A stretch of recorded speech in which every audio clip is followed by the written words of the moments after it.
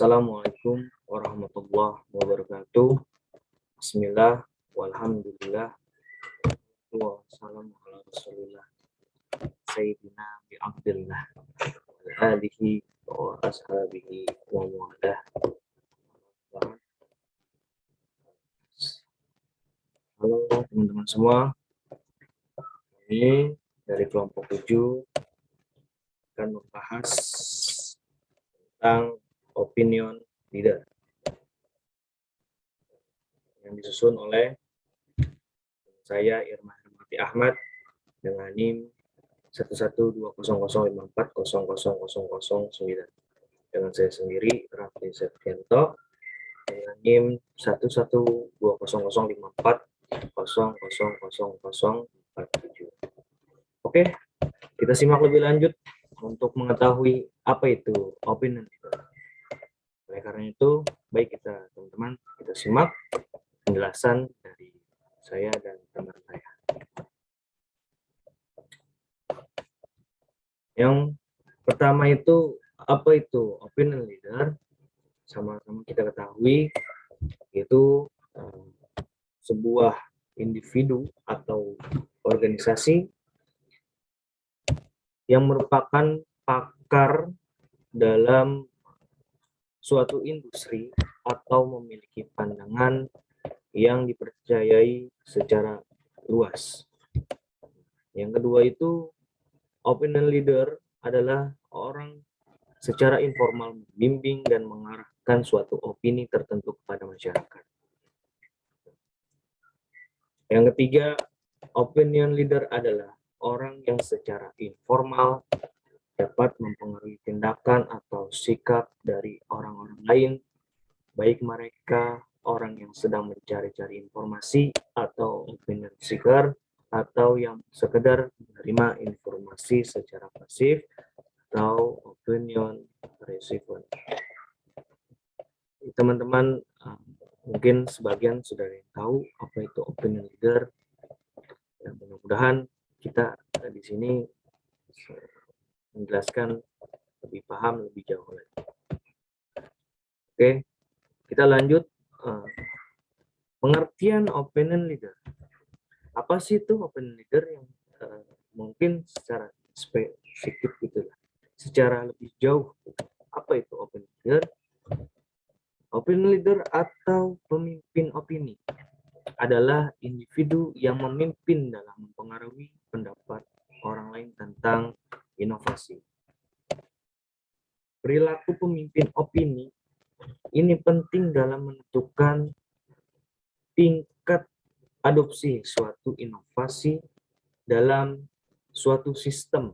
Bahkan bentuk kurva difusi terjadi karena pemimpin opini sekali mengadopsi, kemudian memberitahu kepada orang lain tentang inovasi yang diadopsinya.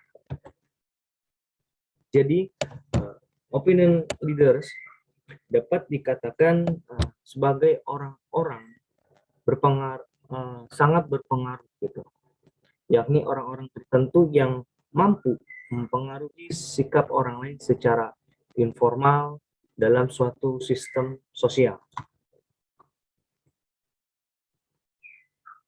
Ada dua pengelompokan yang kita harus ketahui dalam opinion leader ini. Yang pertama, opinion leader aktif. Yang kedua itu opinion leader pasif. Nah, yang pertama itu opinion leader aktif atau opinion giving.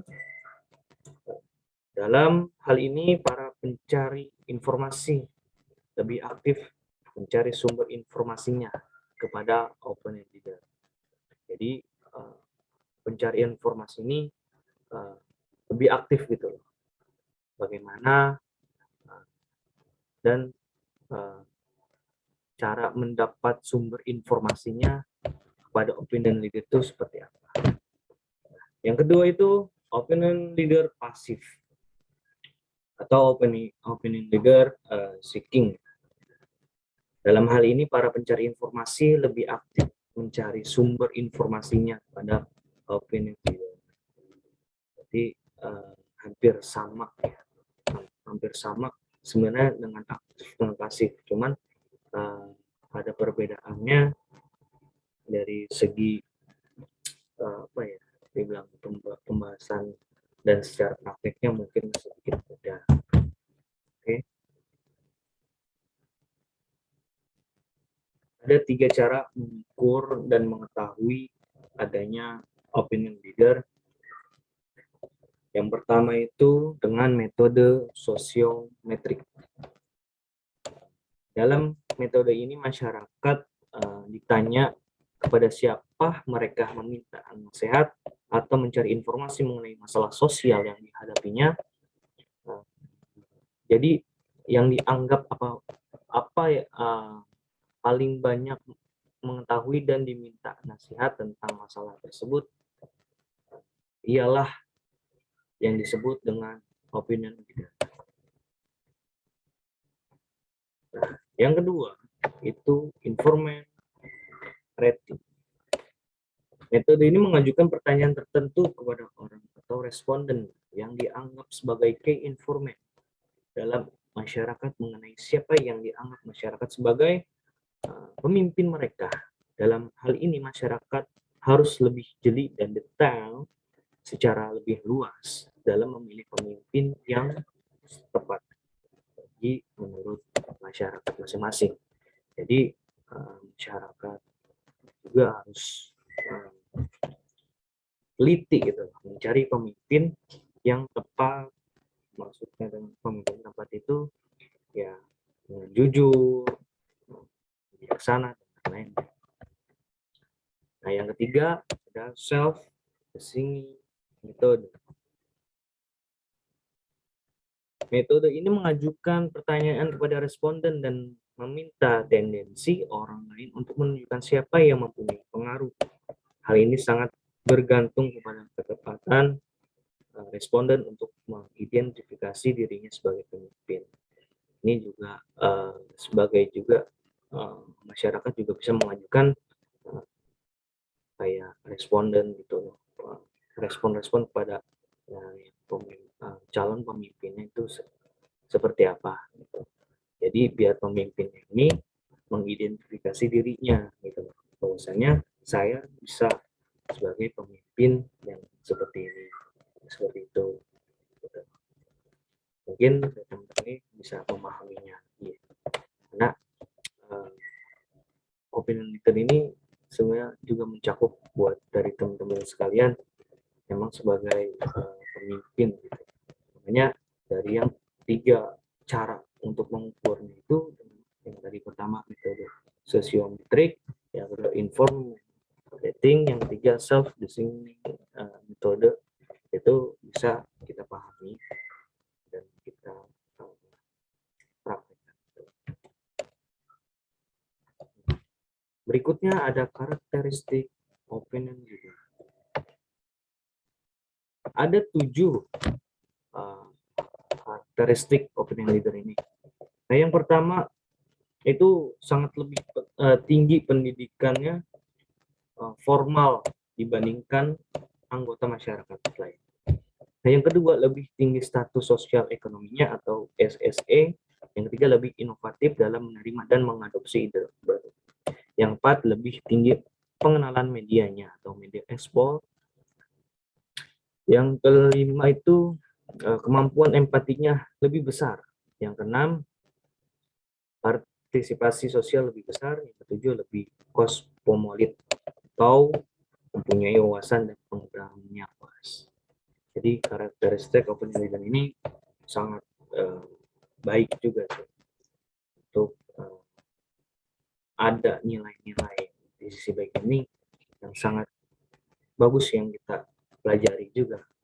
Karena yang tadi ada poin pertama lebih tinggi pendidikan formal dibandingkan anggota masyarakat lain. Nah, mungkin yang lebih tinggi gini formalnya daripada masyarakat lain. Jadi lebih tingginya suatu pendidikan, maka itu lebih dipandang juga sih daripada masyarakat yang kurang berpendidikan. Yang kedua itu lebih tinggi status sosial ekonominya. Ya, sekarang teman-teman juga banyak yang mungkin sudah lihat status sosial ekonominya juga high banget ya, maksudnya lebih tinggi gitu. Terus yang ketiga lebih inovatif dalam menerima dan mengadopsi ide baru. Ya, emang tetap harus inovatif dalam suatu hal gitu, agar ide dan rencana itu berjalan dengan secara matang. Nah, yang keempat lebih tinggi pengenalan medianya. Emang harus lebih tinggi mengenal medianya. Karena sekarang untuk media itu sudah banyak. Dia akan dijelaskan oleh teman saya ke media apa aja. Nah, yang kelima, kemampuan empatinya lebih besar. Ya, empati seorang pemimpin itu memang lebih besar. Enggak hanya sebagai pemimpin juga, tapi sebagai masyarakat biasa pun itu pasti mempunyai empati lebih besar. Selagi ada menjadi yang lebih baik, yaitu semakin besar empatinya. Nah, yang keenam, partisipasi sosial lebih besar. Ya, partisipasi seorang pasti akan besar kalau misalkan dalam pemimpin itu baik gitu. Ketujuh, lebih kosmopolit. Ini kayak mempunyai wawasan dan pengetahuan yang luas. Setiap orang, setiap pemimpin, setiap masyarakat yang punya pendidikan yang sangat luas pasti mempunyai wawasan dan pengetahuan yang sangat luas. Karena apa? Agar masyarakat yang tidak tahu apa-apa, kemudian kita kasih tahu dengan apa yang sebenarnya, itu menjadi suatu wawasan dan pengetahuan. Makanya kita itu sebagai teman-teman mahasiswa atau dari teman-teman yang menonton di YouTube saat ini, kita harus mempunyai wawasan yang sangat luas. Gitu. Jangan hanya kita melirik sebelah mata saja. Harus mengetahui dan harus mempunyai wawasan dan pengetahuan yang luas. Oke, berikutnya akan dijelaskan oleh teman saya, Irma Herawati. Terima kasih Rafli atas kesempatannya. Jadi di sini saya akan melanjutkan penjelasannya tentang opinion leader. Nah, pada umumnya, ciri-ciri yang melekat pada opinion leader tidak bisa diletakkan secara tajam pada para pemimpin. Salah satu keunggulan opinion leader dibanding masyarakat kebanyakan adalah pada umumnya, opinion leader itu lebih mudah menyesuaikan diri dengan masyarakat, lebih kompeten, dan lebih tahu memelihara norma yang ada.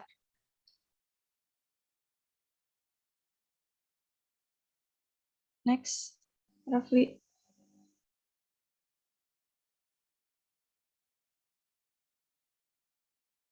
Nah, selanjutnya itu ada peran opinion leader. Nah, opinion leader ini memiliki peran sentral dalam upaya mempengaruhi pemahaman dan pemikiran orang lain yang berbeda dengan dirinya, yang secara langsung maupun tidak langsung mempengaruhi perilaku masyarakat atau kelompok sosial. Nah, dalam hal seperti ini ya, seorang dengan status opinion leader berperan penting dalam aktivitas pengolahan informasi sebelum menyampaikan informasi tersebut kepada halayak ramai. Next.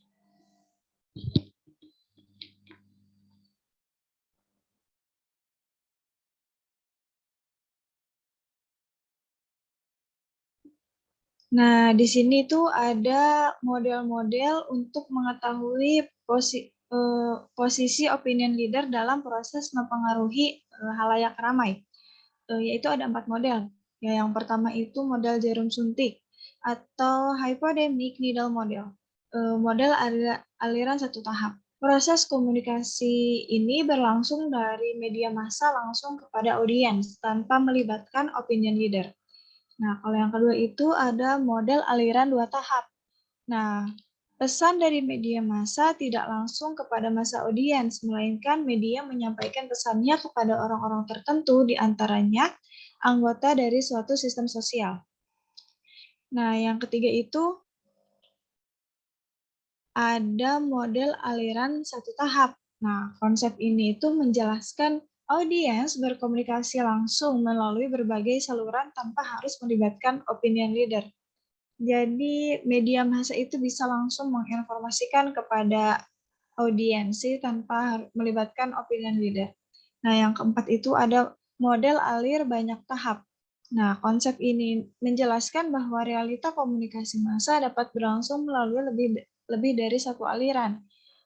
Maksudnya itu bisa menggunakan model aliran yang sebelumnya, kayak seperti model jarum suntik, model aliran 2 tahap, model aliran 1 tahap. Next.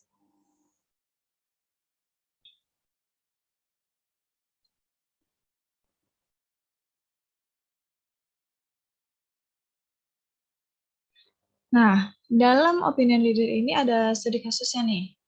Dalam perkembangan zaman ini, ya kita melakukan komunikasi itu kan jadi sangat mudah. Terlebih lagi ada sosial media. Sosial media ini memperluas definisi opinion leader dengan memfasilitasi munculnya influencer internet, ya seperti di Twitter, Instagram, TikTok, seperti itu. Nah, para opinion leader di media sosial ini membangun pengikut dan dengan mengembangkan persona online yang memanfaatkan tren di jaring media sosial. Nah, pengguna Twitter, Instagram, atau TikTok yang akunnya verified atau centang biru dengan banyak followers kemungkinan akan dianggap sebagai opinion leader. Demikian pula dengan seorang YouTuber yang jumlah penayangannya secara konsisten atau view-nya sudah banyak dan subscriber-nya juga sudah banyak ya, itu akan dapat disebut dengan opinion leader yang dapat mempengaruhi audiens.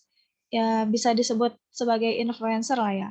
Nah, influencer ini seringkali memiliki koneksi dengan audiens mereka yang terasa personal bagi followersnya dengan ciri khas influencer itu masing-masing untuk berinteraksi dengan followersnya. Nah, kesimpulannya dari pembahasan opinion leader ini, nah opinion leader atau pemimpin opini adalah individu yang memimpin dalam mempengaruhi pendapat orang lain tentang inovasi. Nah, ada tipe opinion leader, yaitu tipe yang aktif dan pasif, ada juga tipe monomorfik dan polymorfik. Opini ini memiliki karakteristik ya yang menguntungkan bagi hubungan sosial. Di antaranya ada metode sosiometrik, informant rating, self-deciding method. Nah, opinion leader memiliki peran sentral dalam upaya mempengaruhi pemahaman dan pikiran orang lain yang berbeda dengan dirinya, yang secara langsung maupun tidak langsung untuk mempengaruhi perilaku masyarakat atau kelompok sosial. Ada beberapa model juga yang digunakan oleh opinion leader dalam proses mempengaruhi tanggapan khalayak terhadap pesan yang disampaikannya. Selanjutnya saya kembalikan kepada Raffi Septianto.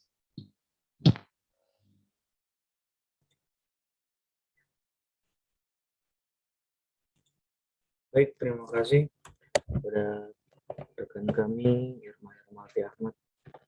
Baik, semuanya teman-teman, sekian dari penjelasan dan penyampaian dari kelompok kami, dari kelompok 7, dari jurusan pengembangan masyarakat Islam,